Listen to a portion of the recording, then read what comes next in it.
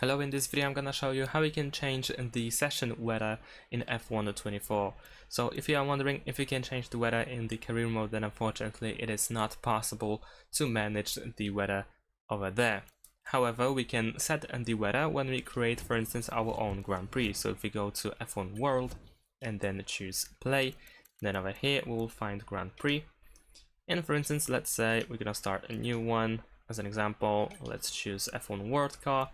And here we can of course add multiple different tracks, but if we advance, then now over here we can go to weather and time of day, where we can set the quick weather to dynamic. We can also set it to clear, light cloud, and so on and so forth. So here we can set the permanent weather throughout the whole session pretty much. We can also go to customize weather in order to select a specific weather for a race.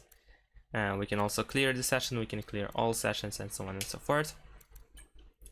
And so now let's go back. Over here we can also set the session start time if we want to, and we can also customize session start time here. So this is the only way to manage the weather and time in F1 24. Thanks for watching, leave a like and subscribe to my channel, and see you in my next videos. Bye!